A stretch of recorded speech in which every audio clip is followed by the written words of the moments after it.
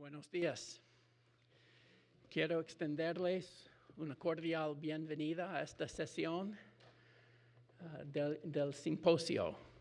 Yo soy Michael Wood y soy el asesor legal para la Iglesia de Jesucristo de los Santos de los Últimos Días para el área Sudamérica Noroeste. Este área tienen los países de Bolivia, Perú, Ecuador, Colombia y Venezuela. Esta mañana el tema que vamos a escuchar es perspectivas de los gobiernos.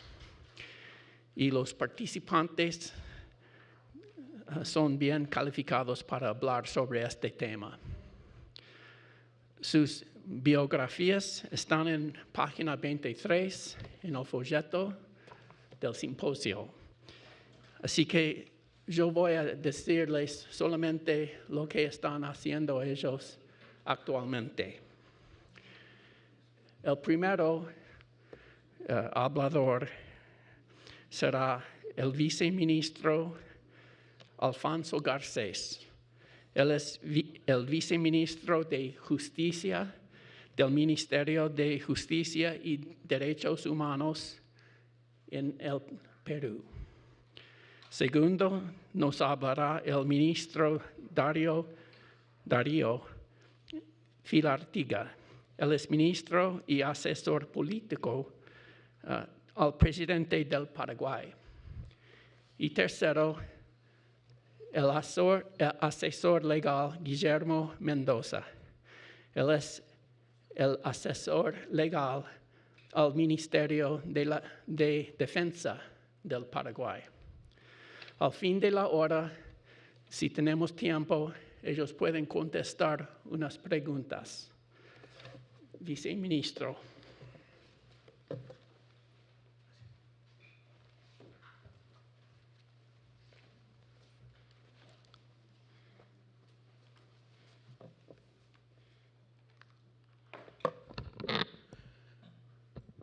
Buenos días a todos. En primer lugar, quería agradecer a los organizadores de este evento por permitirme venir a comentar un poco cómo ha ido evolucionando el tema de la libertad religiosa en el Perú y cómo está fortaleciéndose y se vincula al desarrollo social también que se realiza en nuestro país. Para ello vamos a empezar un poco explicando esta evolución histórica de la libertad religiosa en el Perú. Los antecedentes que tenemos constitucionales son desde el año 1812 hasta 1915, en la que en los textos constitucionales se establecía que la religión católica era la religión oficial, profesaba la religión católica, apostólica y romana. El Estado la protegía y que no permitía, y ese era uno de los asuntos principales hasta el 1915, no permitía el ejercicio público de ninguna otra religión. Es a partir del año 1915, con la Constitución de esa época, en la que se emite la última frase en la que se impedía el ejercicio público de cualquier otra religión. Se evoluciona un poco más en la Constitución del año 1933, en la que se establece ya de manera positiva que se respeta los sentimientos de la mayoría nacional, pero que además las religiones gozan de libertad para el ejercicio de sus respectivos cultos. Es decir, en el año 1915 se hace un primer quiebre al eliminar la prohibición de ejercer cualquier otro culto, y en el año 1933 ya se reconoce la libertad de culto de manera pública. Sin embargo, es recién a partir del 1979, la Constitución de 1979, en la que se hace un mayor desarrollo acerca de esta libertad religiosa. En primer lugar, se establece que todas las personas, todos los ciudadanos son iguales ante la ley, sin discriminación alguna entre ellas por motivos de religión. También se reconoce la libertad de conciencia y la libertad de religión en forma pública o privada. No hay persecución por ideas, ni por creencias, ni por religiones. Asimismo, se reconoce el ejercicio de la religión de forma individual o pública o colectiva. Pero establece también en su artículo 86 que, digamos, el Estado reconoce a la Iglesia Católica como un elemento importante en la formación histórica, cultural y moral del país. Y ello básicamente porque, como en la mayoría de países latinoamericanos, hay una influencia del reino de la monarquía española y obviamente fueron los que iniciaron una formación cultural en todo el país. Esta misma redacción casi se replica en la Constitución vigente, que es la de 1993, solamente modificado, digamos, en el articulado. Ahora, la regulación jurídica actual, o digamos todo lo que acabo de mencionar, no solamente nace por propia voluntad de los peruanos, sino que además viene como un reconocimiento a los tratados internacionales de los cuales el Perú es parte. Donde ahí, bueno, digamos, se reconoce o se establece una división entre lo que es el Estado y lo que es la religión, una separación, con vínculos o relaciones de colaboración entre ellas. Este marco normativo internacional empieza con la Declaración Universal de los Derechos Humanos, al cual el Perú se adhirió en el año 1959, donde se establece que este derecho o libertad de religión incluye también la facultad de cambiar de religión, de creencia, así como la de manifestarla, pública o privada, o ejercerla. Luego tenemos el Pacto Internacional de los Derechos Civiles y Políticos, al cual el Perú se adhirió en el año 78, previo a la Constitución del año 79, donde se establece la libertad de pensamiento, de conciencia y de religión, y que éste incluye a elegir la religión que mejor considere y a cambiarse en determinado momento, si así lo quisiera. Se establece también que los Estados partes de este pacto respetan la libertad de los padres para garantizar que los hijos tengan educación religiosa y moral de acuerdo a sus propias convicciones. Bueno, también hay una resolución que emite la Asamblea General de la ONU en el año 81, ya de manera posterior a la Constitución del 79, donde replican o fortalecen este tipo digamos, de lo que es la libertad religiosa.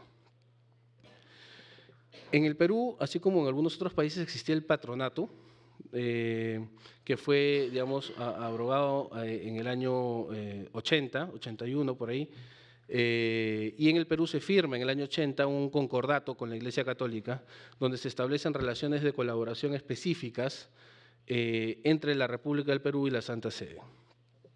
Ese convenio hasta la fecha se encuentra vigente. Eso es en cuanto al contexto internacional. En cuanto al marco normativo nacional, tenemos la Constitución del 93, que ya expliqué al inicio, donde se reconoce la libertad de religión, el derecho a no ser discriminado, a no ser perseguido por razón de sus creencias o de su credo, siempre que no se ofenda la moral y altere el orden público. Existen también algunas otras normas que buscan dar algunos beneficios a las entidades religiosas, como el Decreto Legislativo 774, que es la que establece la Ley del Impuesto a la Renta, la Ley de Tributación Municipal, la Ley General de Aduanas y la Ley de Facilitación del Despacho Aduanero para donaciones provenientes del exterior. La Ley del Impuesto a la Renta lo que establece es que estas entidades religiosas van a estar exoneradas de pagar el impuesto siempre que se destinen a la realización de sus fines específicos en el país. Lo mismo ocurre con la Ley de Tributación Municipal en básicamente tres impuestos: el impuesto predial, el impuesto de alcabala, el predial que grava la propiedad de un inmueble, el alcabala que grava la transferencia de inmuebles y el contribuyente es el que la adquiere, y el impuesto vehicular, que es igual que grava la propiedad vehicular de un vehículo. En el caso de los predios, están exonerados o inafectos todas las entidades religiosas siempre que se destinen a templos, a conventos, monasterios y museos. En el caso del impuesto de alcabala, las entidades religiosas que adquieran un inmueble destinado a estos fines van a estar inafectas también de pagar ese impuesto, y lo mismo en el caso de los vehículos que sean de propiedad de las entidades religiosas. En el caso de la Ley General de Aduanas, quedan inafectos los derechos arancelarios para donaciones que se efectúen a entidades religiosas para el cumplimiento de sus fines.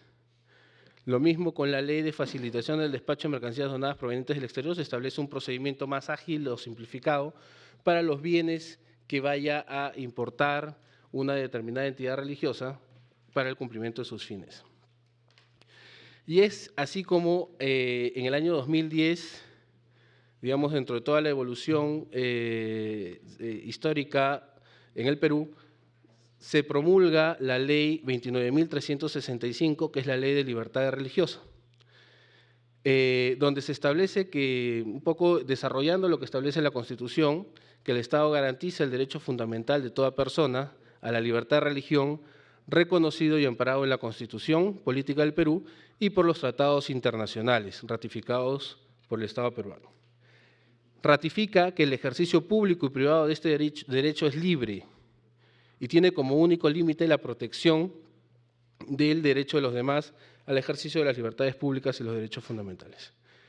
Si bien en el Perú ya se venía permitiendo o incluso reconocido a nivel constitucional el derecho de todas las entidades religiosas o el derecho de todas las personas en general de elegir una determinada religión o profesarla en privado o profesarla en público o asociadamente o colectivamente, en el año 2010 se emite esta ley para, digamos, reforzar lo que ya se venía dando a nivel, digamos, de facto y lo que ya establecía en la Constitución y los tratados. También establece lo que ya mencionaba, la igualdad de trato entre todas las entidades religiosas y que se prohíbe toda acción u omisión que discrimine de alguna manera a una persona por sus creencias religiosas. Bueno, está la definición de entidades religiosas, que es lo que para el Estado peruano se entiende como una entidad religiosa, y es a las iglesias, confesiones o comunidades religiosas integradas por personas naturales que profesan, practican, enseñan y difunden una determinada fe, cuentan con un credo, escrituras sagradas, doctrina moral, culto, organización y ministerios propios. Ahora, el Ministerio de Justicia y Derechos Humanos tiene un rol fundamental en este fortalecimiento y coordinación y colaboración con las entidades religiosas. Tenemos dentro del Ministerio de Justicia y Derechos Humanos, bueno, hay dos viceministerios, el de Justicia y el de Derechos Humanos. Dentro del Viceministerio de Justicia hay una dirección general llamada de Justicia y Cultos. Esta dirección general, a su vez, tiene dos direcciones debajo. Una es Dirección de Asuntos de la Iglesia Católica, por el concordato que ya existe firmado, y otra es Dirección de Asuntos Interconfesionales. Y básicamente lo que hace esta dirección es coadyuvar al fortalecimiento de la Iglesia, de la libertad religiosa, y establece una relación de colaboración un poco más aterrizada ya en el quehacer diario de las entidades religiosas frente al Estado. Por ejemplo, esta Dirección de Asuntos Interconfesionales de la Dirección General de Justicia y Cultos interviene en el procedimiento migratorio. Al inicio, cuando les mostraba algunos de los beneficios o derechos que tienen las entidades religiosas, no comenté el tema migratorio, que es un problema para los que vienen de fuera del país, que les dan visa de turista a los misioneros, etcétera. Lo que hace el Ministerio a través de esta dirección es ayudarlos para que les den una calidad migratoria distinta y pueda tener un tiempo más largo, y le exigen a estas entidades que legalicen ante el Ministerio de justicia las firmas o documentos migratorios de las personas adultas. En los últimos 4 años han habido más de 27.000 legalizaciones en colaboración, digamos, con estas entidades religiosas, y además brindan orientación sobre el marco normativo que existe en el país a todas las entidades religiosas que van al país, ¿no? Ayer se comentó un poco del registro de entidades religiosas que existía, que nació en el año 2003, empezó a funcionar un poco más a partir del año 2004. Existían aproximadamente más o menos 158 confesiones inscritas, confesiones religiosas 143, entidades religiosas misioneras 14, Federación de Unión de Confesiones Religiosas 1. Básicamente este registro está dividido en dos, en una sección principal donde están las confesiones religiosas propiamente y una especial donde están las entidades misioneras, religiosas misioneras, ¿no? Un poco podemos ver ahí cómo está desagregada estas confesiones inscritas.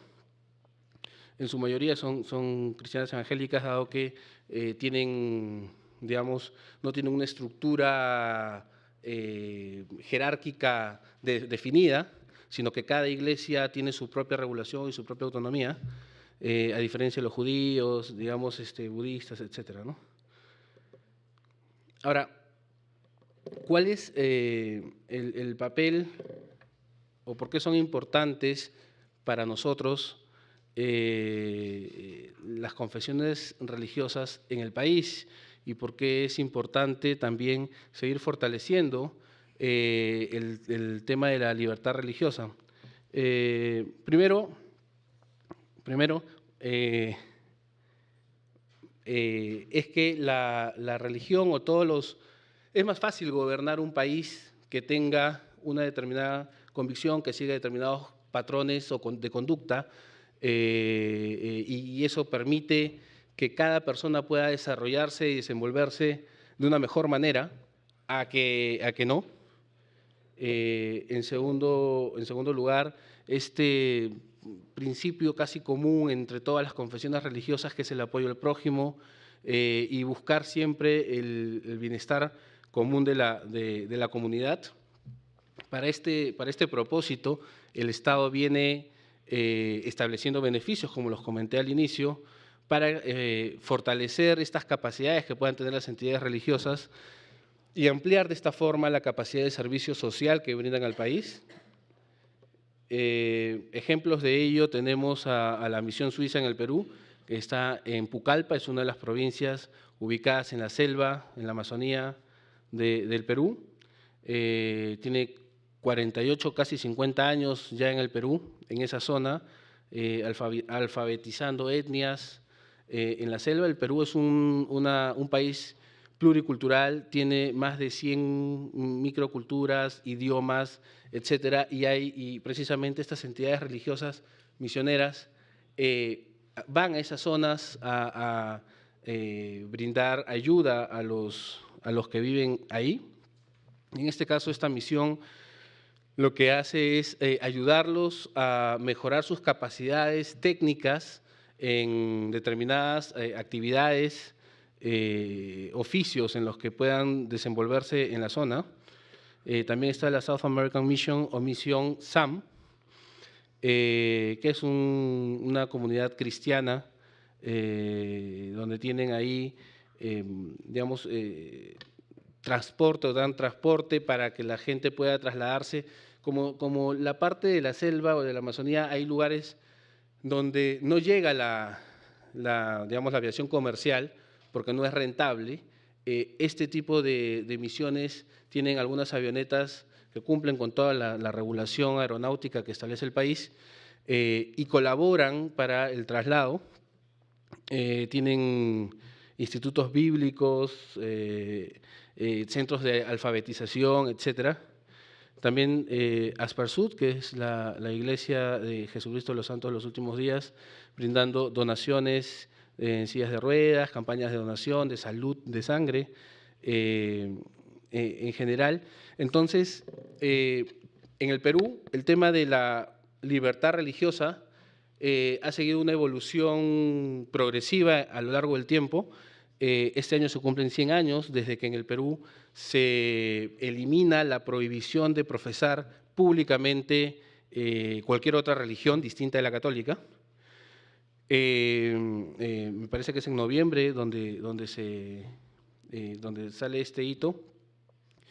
Y ese fortalecimiento que ha venido, digamos, esa evolución que ha venido teniendo y el fortalecimiento que se viene dando hoy, permite que las entidades religiosas puedan colaborar con el Estado y el Estado colaborar con ellas con la finalidad de generar mayor inclusión social en el país, que es una de las políticas de gobierno, del gobierno de la gestión actual. Y eso evidentemente permite que la comunidad o la población en general pueda desarrollarse. Creo que estoy dentro del tiempo. Entonces, bueno, básicamente eran las dos ideas centrales que quería dejarles, que en el Perú todas las normas son perfectibles, siempre estamos en constante revisión y evaluación de cómo va la normativa para mejorarla, como les acabo de explicar, siempre ha ido evolucionando progresivamente y no regresivamente, y esa es la línea, digamos, estamos viendo la línea correcta para que las entidades religiosas puedan seguir cumpliendo su finalidad religiosa y además social, como lo vienen haciendo hasta ahora. Muchas gracias.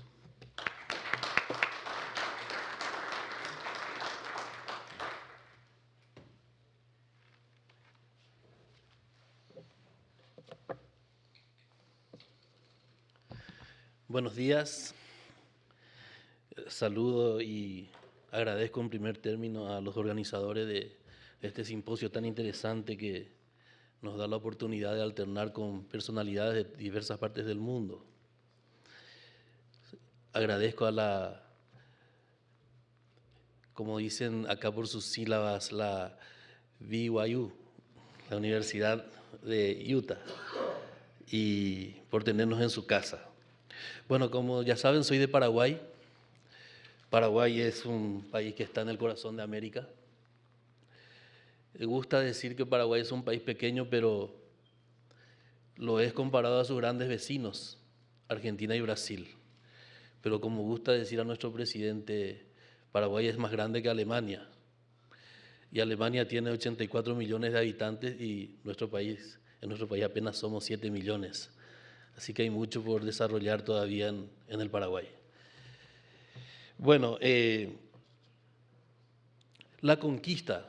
Quiero remitirme brevemente a la parte histórica. La conquista se produjo en nuestra América bajo el amparo de Dios y de los monarcas españoles. Es decir, que hubo un convenio, de hecho, entre la corona española y la Santa Sede, y los sacerdotes católicos integraban las expediciones, y se dice, a veces hasta poéticamente, que la conquista se realizó con la cruz y la espada.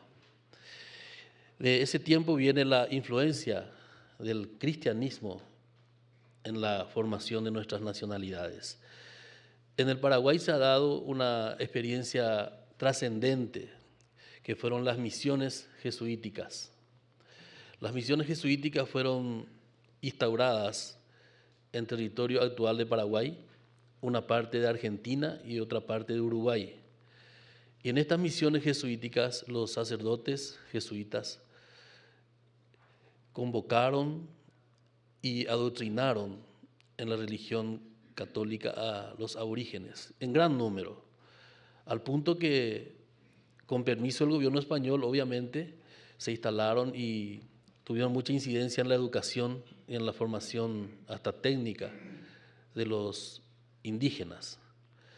Esto fue así por un buen tiempo hasta que eso constituyó ya en un momento dado un poder político importante, y por dificultades de relacionamiento ya con la Santa Sede y la Corona de España, finalmente las misiones jesuíticas fueron retiradas de América, pero han dejado una secuela importante en la formación cultural de la nación paraguaya. Hasta hoy tenemos en el Paraguay lo que se llaman las ruinas jesuíticas, que son un verdadero monumento y son patrimonio cultural de la humanidad. Paraguay es un país homogéneo. Escuché al ministro peruano hablar del Perú, de que es una nación pluricultural. Paraguay, sin embargo, es un país homogéneo, porque en nuestro país se ha dado de inicio el amalgama hispano-guaraní que llamamos, que consiste en la unión carnal, familiar, de los conquistadores con las hijas de los caciques. Eso se dio de entrada y eso hizo que Paraguay formase una nacionalidad muy propia, diferente a las naciones de la región, y que tuviésemos una nación culturalmente homogénea, lo cual hizo también que la predicación y la enseñanza de la religión fuese más pacífica y más efectiva en todo el territorio de la República del Paraguay.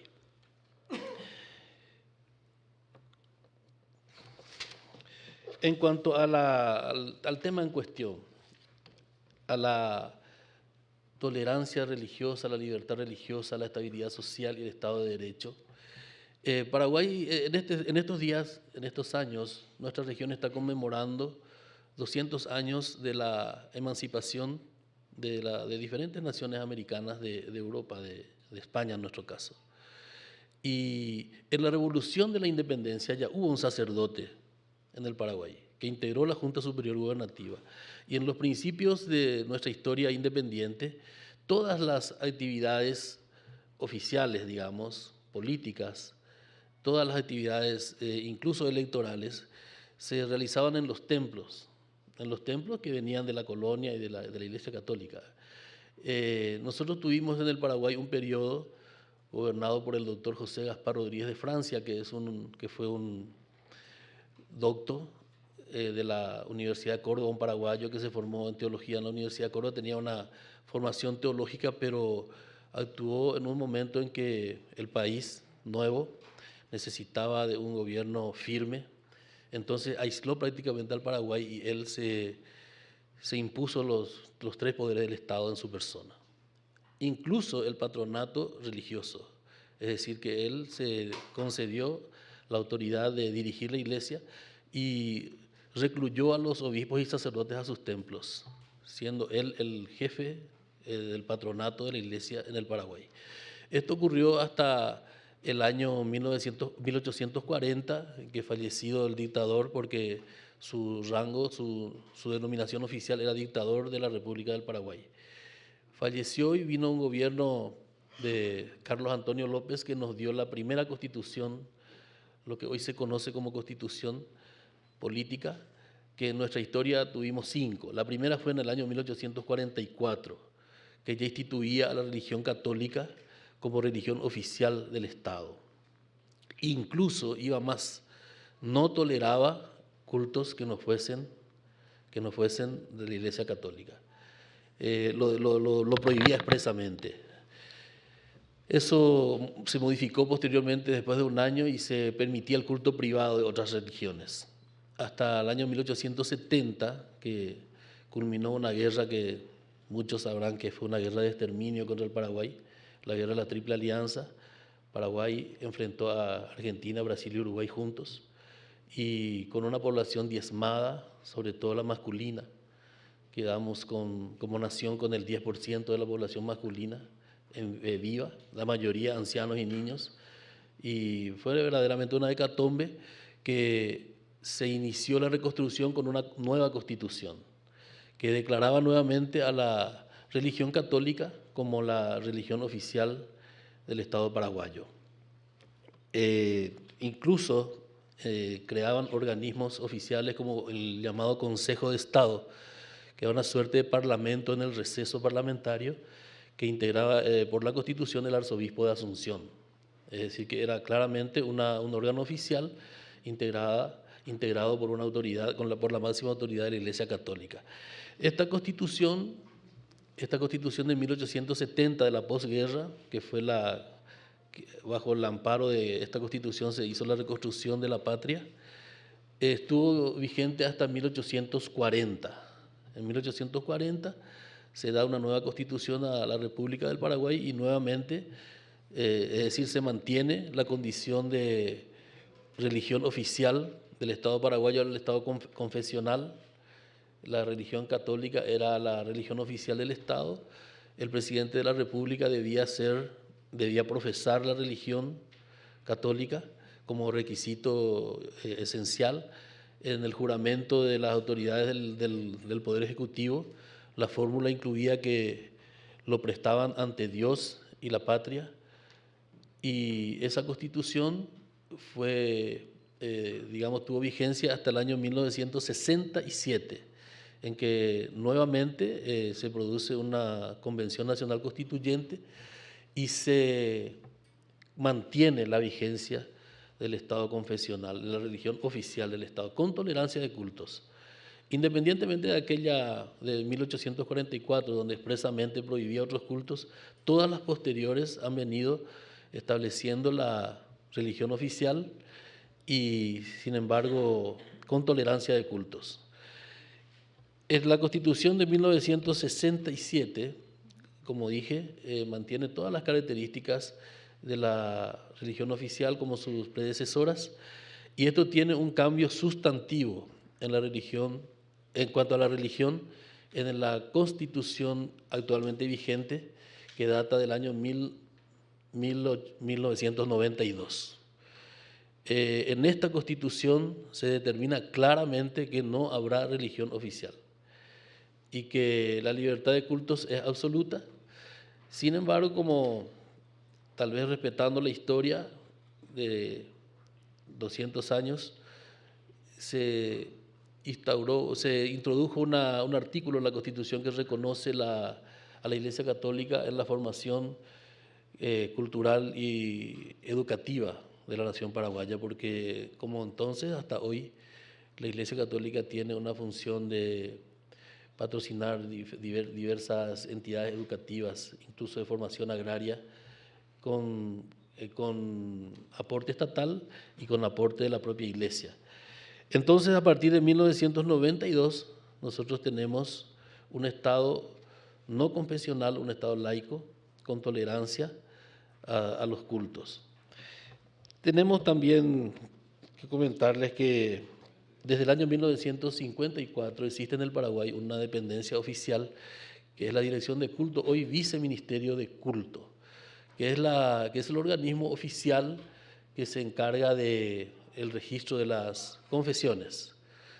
Paraguay tiene entre el 78 y el 80% de la ciudadanía profesa la religión católica, y el 20% restante se divide entre diversas religiones evangélicas.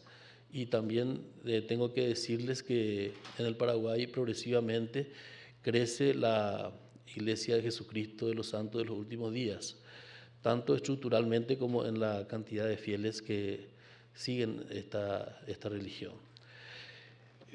También un comentario sobre el obispado castrense. Hay un concordato del Paraguay, de la República del Paraguay, con la Santa Sede, que determina que la asistencia religiosa en los cuarteles militares y en la policía estará a cargo de un ordinario castrense con un rango de general de división.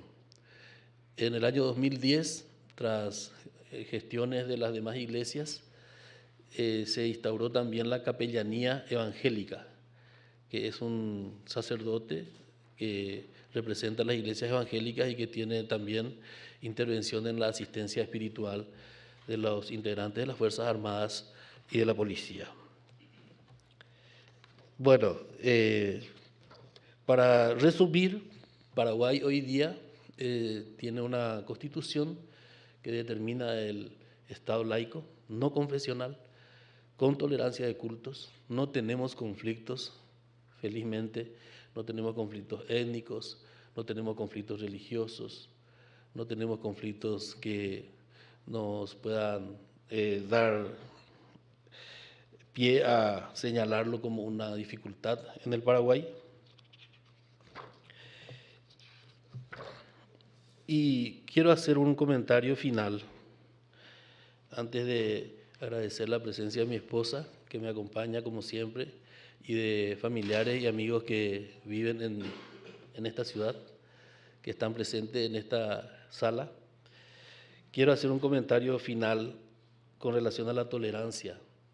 En el mes de julio de este año, el Paraguay recibió la visita del Papa Francisco. Movió a millones de paraguayos de todas las religiones. Ahí no hubo solamente católicos, de todas las religiones participaron de los cultos, de la presencia del Papa, y lo notable que quería compartir con ustedes es que la misa del Angelus, que fue la del domingo, que es la misa central del Papa, también hizo una oración en el altar el patriarca de la Iglesia Ortodoxo, como una demostración de pluralidad y de tolerancia, nada menos que en un evento presidido por el Papa. Y bueno, finalmente agradecer, poner más las órdenes. Si hay alguna consulta, quise, por respeto al auditorio y a la organización, ser breve y nuevamente poner más las órdenes. Gracias.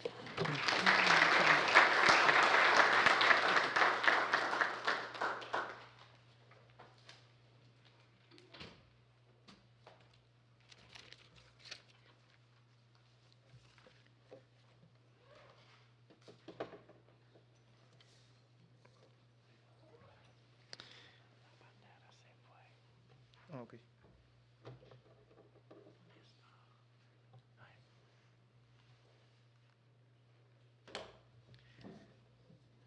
Muchas gracias, doctor Michael Wood. Señor ministro, señores presentes, señor viceministro. Yo les voy a hablar sobre las libertades religiosas actuales en la República del Paraguay. En principio, agradezco a la Iglesia de Jesucristo de los Santos de los Últimos Días esta oportunidad de darme de poder hacerles conocer a todos sobre las libertades religiosas de mi país. Es de suma importancia conocer en principio, para los que no conocen, que la República del Paraguay está ubicado en el corazón de América del Sur. Es un país limítrofe, estratégicamente ubicado, está compuesto por 17 departamentos, una ciudad capital que es la ciudad de Asunción. Contamos con una superficie de 406.752 kilómetros cuadrados y una población de 7 millones de habitantes. La Constitución lo declara como un país multicultural y bilingüe, siendo sus idiomas oficiales el español y el guaraní. En el marco legal político, la República del Paraguay no cuenta con una ley de libertades religiosas, pero en su artículo 24 de la Constitución Nacional de la libertad religiosa e ideológica dice: quedan reconocidas la libertad religiosa de culto y la ideológica, sin más limitaciones que las establecidas en la Constitución y en la ley. Ninguna confesión tendrá carácter oficial. Las relaciones del Estado con la Iglesia Católica se basan en la independencia, la autonomía y la cooperación. Se garantiza la independencia y la autonomía de las iglesias y confesiones religiosas, sin más limitaciones que las impuestas en esta Constitución y en las leyes. Nadie puede ser molestado, indagado u obligado a declarar por causas de sus creencias o su ideología. Es bien clarito. En Paraguay la Constitución establece la libertad de culto y otras leyes políticas contribuyen a la práctica de la libertad de religión. La mayoría de la población paraguaya se considera católica. Según los datos del último censo, los fieles católicos alcanzan el 80%. Las denominaciones protestantes más activistas en el Paraguay son los menonitas, seguidos por otros grupos cristianos como la Iglesia de Jesucristo de los Santos de los Últimos Días, los adventistas, los testigos de Jehová y otros. En Paraguay es muy poco o casi nada la discriminación en base a la religión e imponen también muy pocas restricciones legales en actos y alocuciones religiosas. La Constitución y otras leyes protegen el derecho de los individuos de elegir y cambiar y practicar libremente su religión. Proveen protecciones legales que cubren la discriminación y la persecución. También la Constitución reconoce el papel importante de la Iglesia Católica, aunque el gobierno es secular en nombre y práctica. La mayoría de los funcionarios del gobierno son católicos y miembros del clero católico ocasionalmente hacen uso de la palabra en actos oficiales. El gobierno permite que se formen partidos políticos en base a cultos en particular. La Constitución Nacional exige que el presidente, el vicepresidente y miembros del Congreso sean laicos. La Constitución dispone la objeción de conciencia con relación al servicio militar. En Paraguay tenemos una ley que es la 569, ya del año 1975, que dispone el servicio militar. Y en su artículo 48 dice claramente que están los ciudadanos exceptos de cumplir el servicio militar obligatorio por cuestiones religiosas, ya en el año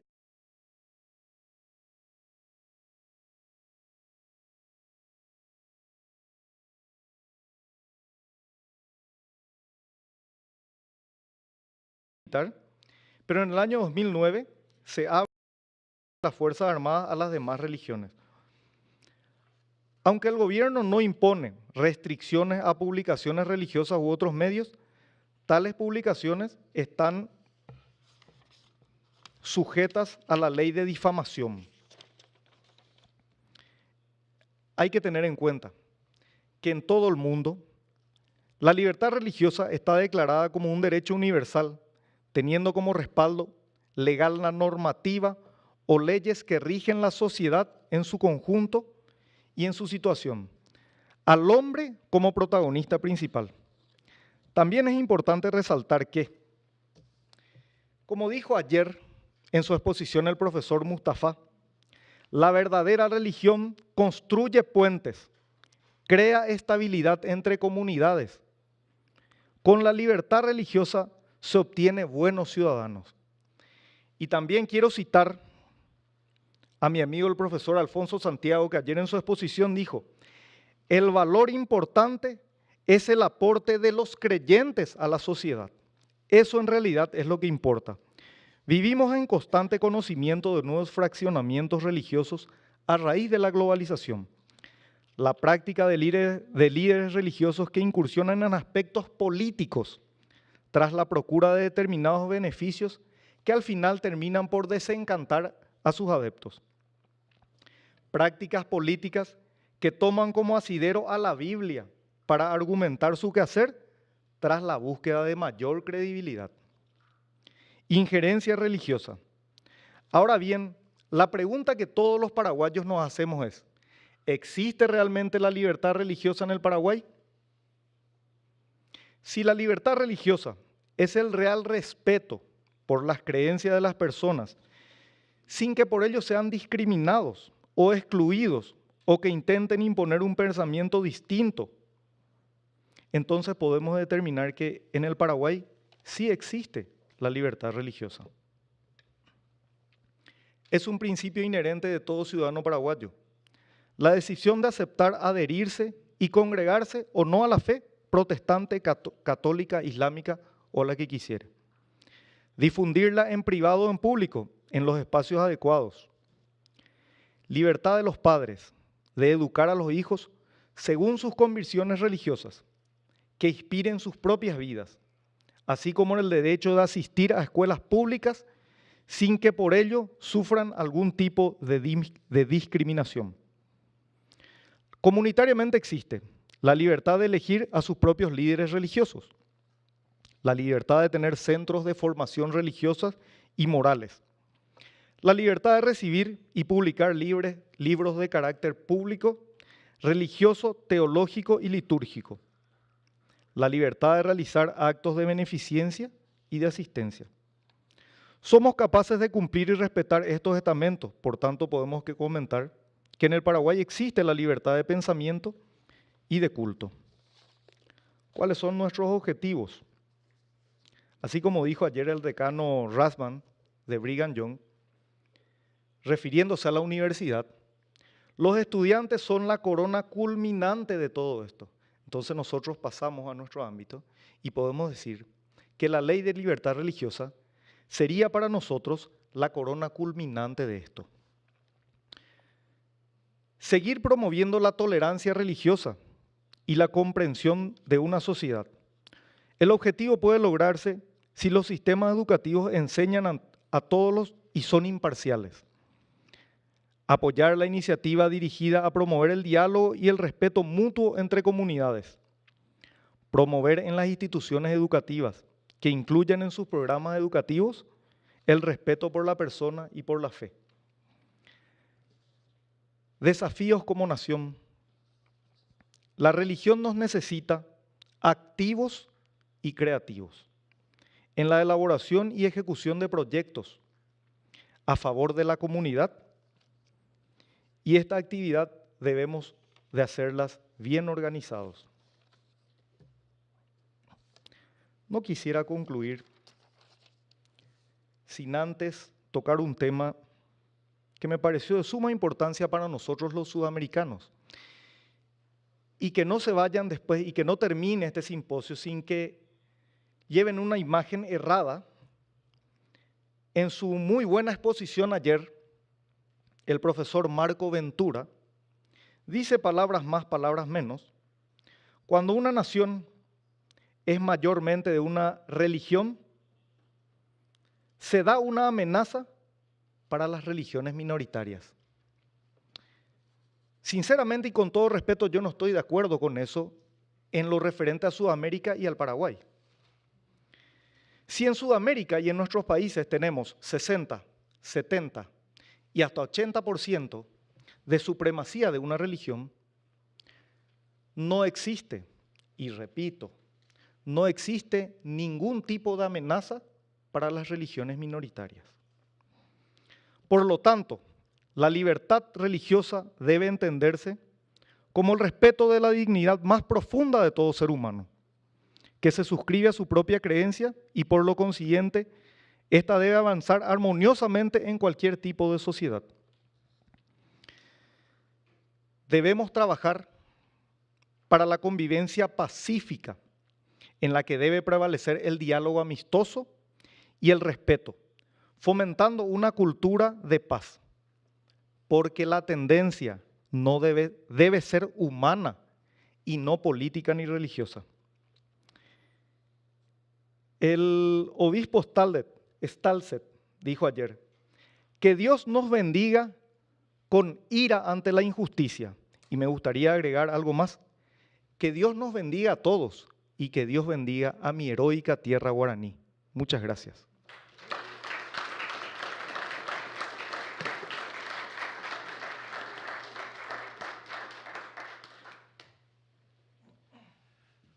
Bueno, tenemos unos minutos para preguntas. Hay que levantar la mano y usar el micrófono. Y si quiere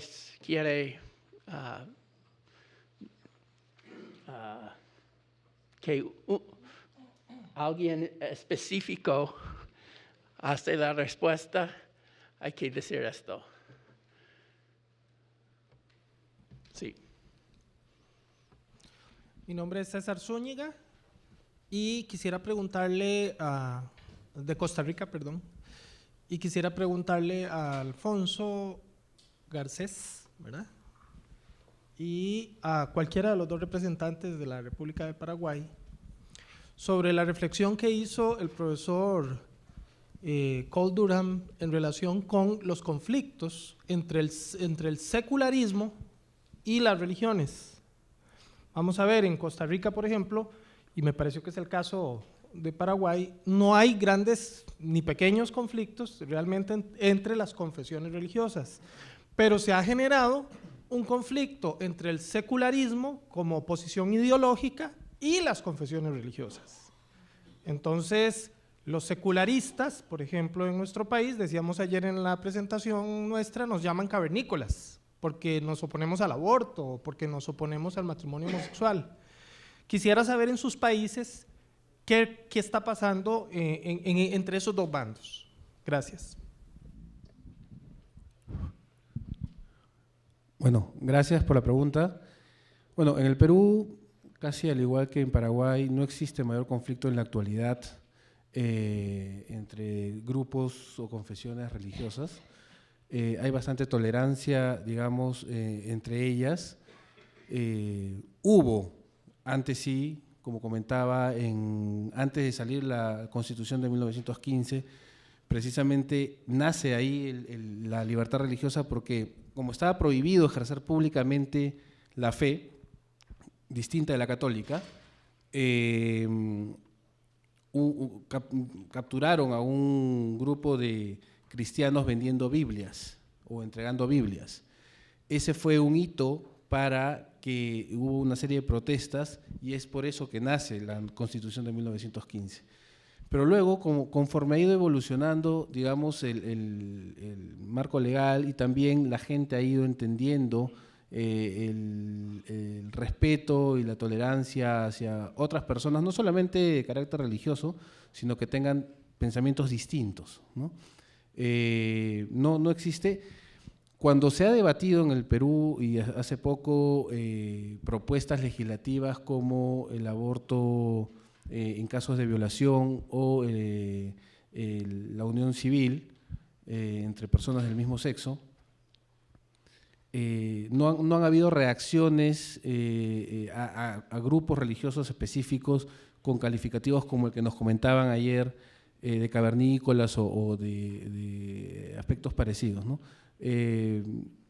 Pero, o sea, hacen notar, protestan, hacen notar cuál es su punto de vista, pero no con un grupo religioso en particular, ni mucho menos, ¿no?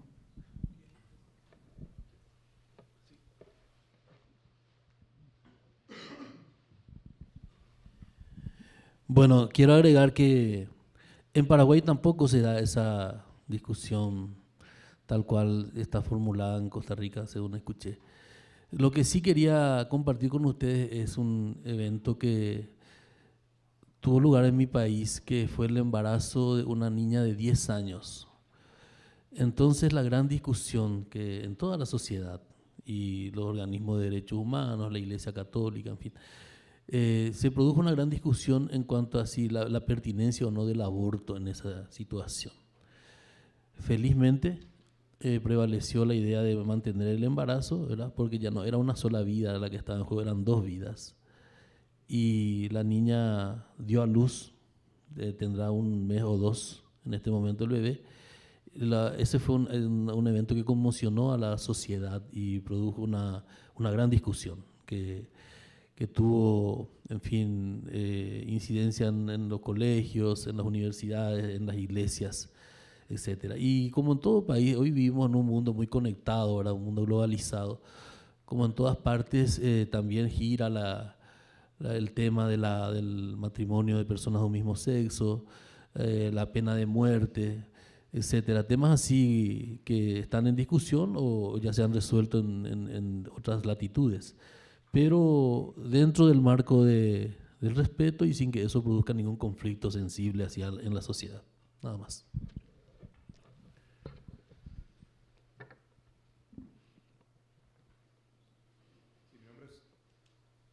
Sí, ahora sí. Mi nombre es Rafael Gutiérrez, área del Caribe de la Iglesia de Jesucristo de los Santos de los Últimos Días, basado en la República Dominicana. Mi pregunta es para Alfonso Garcés. Usted decía en su presentación, viceministro, que la ley de cultos en el Perú contempla y prescribe la prerrogativa de los padres de brindar educación a sus hijos según los dictados de su conciencia, su práctica religiosa, sus tradiciones. Me gustaría saber si ustedes han tenido el caso y cómo lo han manejado en los temas de de educación sexual y salud reproductiva, especialmente en los países que son signatarios de acuerdos internacionales donde desde las Naciones Unidas se promueve la educación sexual y la salud reproductiva y que se enseñe en la escuela. En ocasiones, el contenido que se promueve desde los organismos internacionales podría entrar en conflicto con algunas de las creencias o tradiciones espirituales o religiosas de las familias. Y de hecho, en el área donde yo trabajo, ha habido países donde hay conflictos en el sentido de que usualmente las directrices de los organismos internacionales son más liberales de lo que toleran las creencias y las tradiciones religiosas de esos países. ¿Cómo han manejado ustedes los cambios en el currículo de educación, si los ha habido? ¿Cómo han manejado esa situación de conflicto entre lo que es el interés general y el interés de la familia, en el sentido de que esto tiene incidencia en el embarazo en adolescente y en muchos otros temas que son de interés nacional? Bueno, en líneas generales no existe una gran cantidad de casos de personas que hayan cuestionado que se les está afectando por vía indirecta su derecho a la libertad religiosa, o que están afectando algún principio de su fe, de su doctrina, etcétera. Hemos tenido casos aislados, no en particular sobre el caso que comentas, pero, por ejemplo, tuvimos un caso de alguien que reclamó, llegó ese caso hasta el Tribunal Constitucional, que en los tribunales existiera un crucifijo, que existiera una Biblia, y que además al momento de declarar se le preguntara qué confesión profesa. Ese caso llegó al Tribunal Constitucional.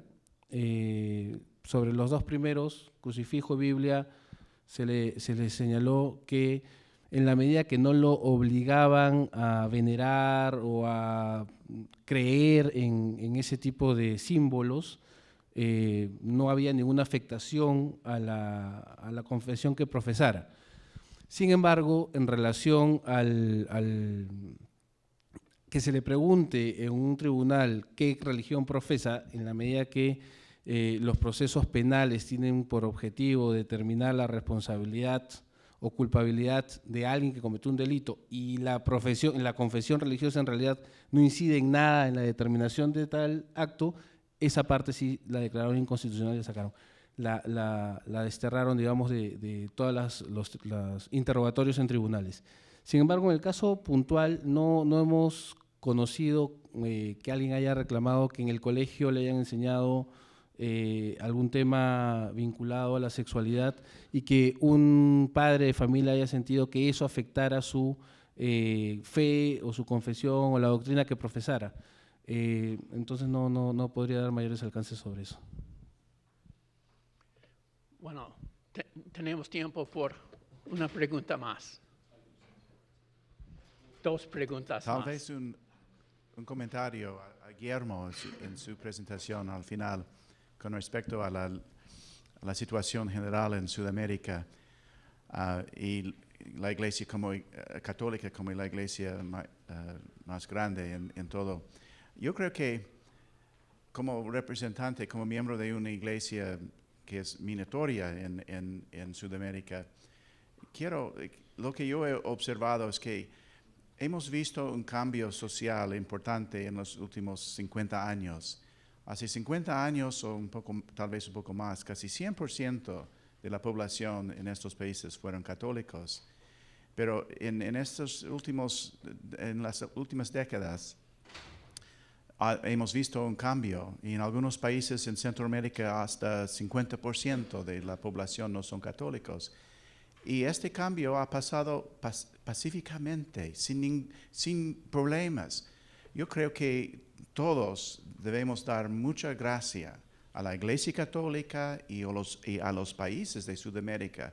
Son un ejemplo para el mundo, cómo podemos tener una pluralidad de religión y aún estos cambios tan grandes que han ocurrido en un ámbito de paz.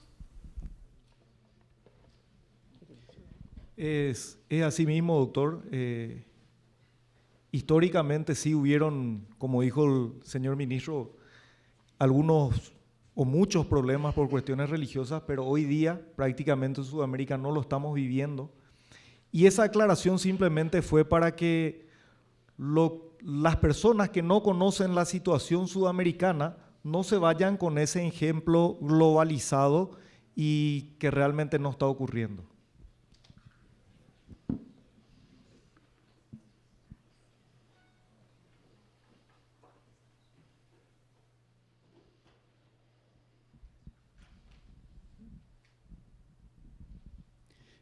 Bueno, les agradezco mucho las exposiciones. Soy Julio Méndez, de Argentina. En realidad, más que una pregunta, quiero hacer un comentario, como una contribución por la pregunta de Rafael de hace un momento, y es que las fórmulas, sobre todo el Tratado de San José de Costa Rica, dicen el derecho de los padres a que sus hijos reciban la educación conforme a sus creencias, etc. Subrayo que el verbo es reciban, no dice que los padres les den solamente, porque los sectores que quieren avanzar imponiendo la exclusión de la religión o imponiendo desde organismos internacionales algunos contenidos educativos, quieren interpretar como que el derecho de los padres es a darles la educación de acuerdo a sus convicciones y entonces encerrarlos dentro del hogar o dentro solamente de las iglesias. Lo que dicen los textos son que reciban, o sea que los padres tienen derecho a exigir que los hijos reciban, por tanto, a que no les den a los hijos fuera del hogar algo contrario a lo que los padres están indicando. Gracias. Quiero que se unan conmigo para agradecer a nuestros habladores.